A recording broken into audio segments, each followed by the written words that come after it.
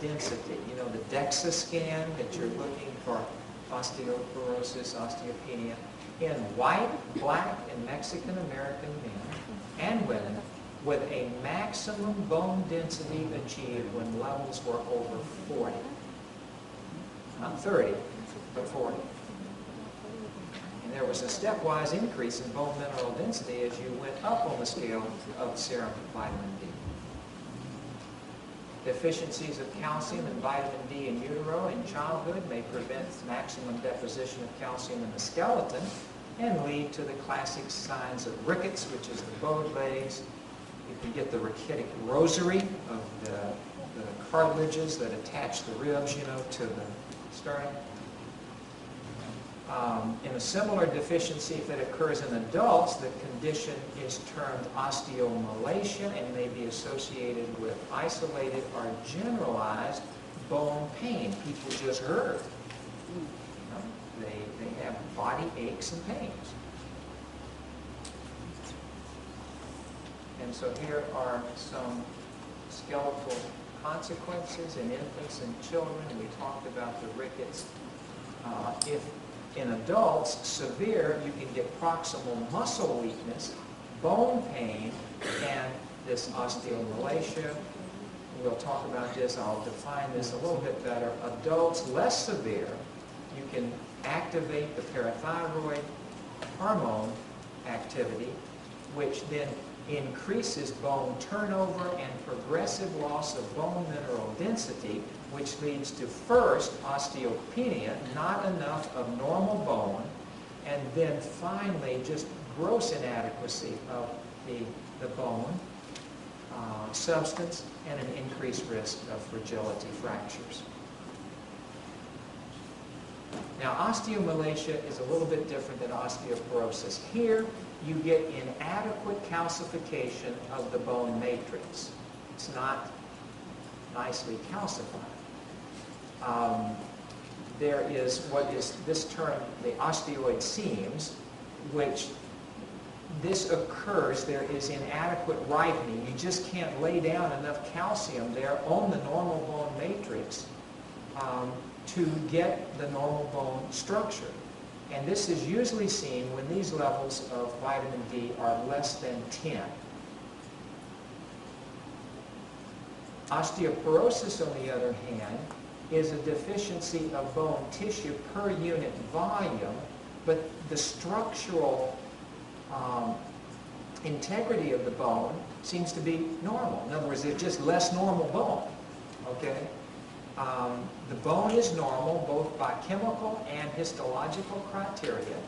No obvious morphologic evidence of any osteoblastic dysfunction. That's the cells that lay down the bone. And this usually occurs when serum levels are less than 30. So it's a degree of inadequacy that produces these. The lower the levels, the more severe the dysfunction and the moving into the osteomalacia, which is the severe bone pain. So, vitamin D deficiency is in the differential diagnosis for persons presenting with diffuse musculoskeletal pain and or weakness, with a diagnosis of fibromyalgia and chronic fatigue syndrome. Anytime you see osteopenia, osteoporosis on your DEXA scans, anyone that presents with fragility fractures. Approximately 33% of women aged 60 to 70 and 66% of those 80 years of age or older will have osteoporosis. It's estimated that 47% of women and 22% of men, notice that, 50 years of age or older, will sustain a fracture during their remaining lifetime. Hip fractures.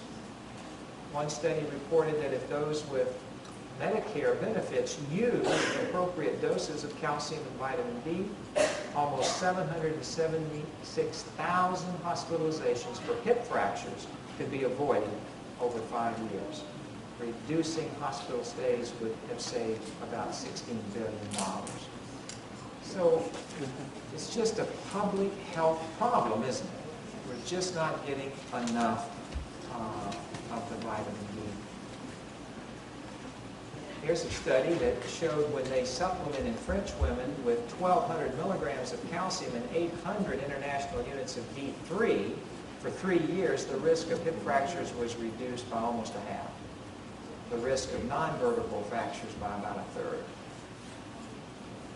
Optimal prevention of non-vertebral and hip fractures occurred only in clinical trials that provided 700 to 800 international units. Now that's a D3 per day in patients whose baseline 25-hydroxy level was less than 17 and whose mean concentration rose to 40 with the supplementation. Are they comparable? No, they are not comparable. If you take a level of D3 and you want to get it comparable, multiply the D3 by 3 and you'll get about the equivalent of how much vitamin D2 that you need, because it's 1/3 as effective in raising serum levels. Okay? Supplements are a combination. No, not usually. It's just D2. D2 or D3. D3 is the animal source, D2 is the vegetarian source, vegetable source. Now, this is interesting to me in just neuromuscular function. Vitamin D receptors have been identified in skeletal muscle tissue. Low serum levels have been associated with reversible myopathies in patients with osteomalacia. There's something wrong with the muscle. You'll notice you start to get muscle weakness, decreased muscle mass, which is sarcopenia, and increased risk of falls as vitamin D levels begin to decline in the elderly. Performance speed, proximal muscle strength were markedly improved when the vitamin D levels increased from 4 to 16 and continued to improve as levels increased to more than 40. A meta-analysis of 5 randomized controlled trials revealed increased vitamin D intake reduced the risk of falls by 22% as compared with only calcium supplements or placebo. Now let's look at some other issues other than the skeletal and muscular systems.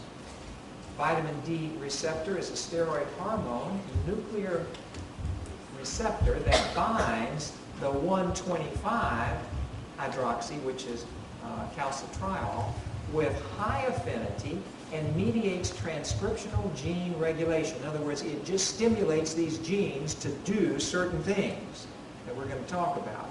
And notice, it's been isolated, these vitamin D receptors, from many cells: heart, stomach, pancreas, colon, brain, skin, the reproductive organs, prostate, lung, breast, and the immune system.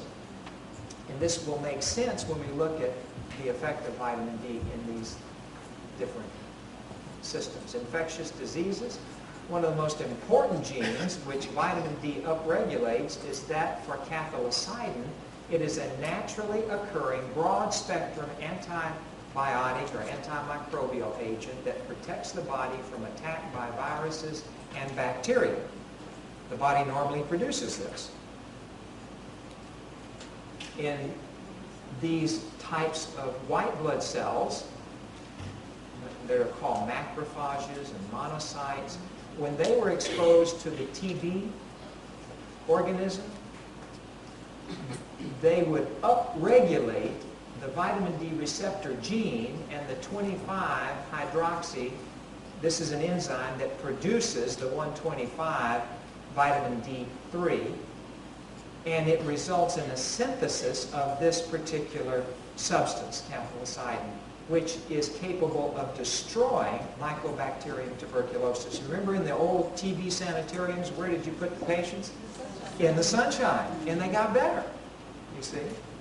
The body's immune system responding to God's natural remedies, right?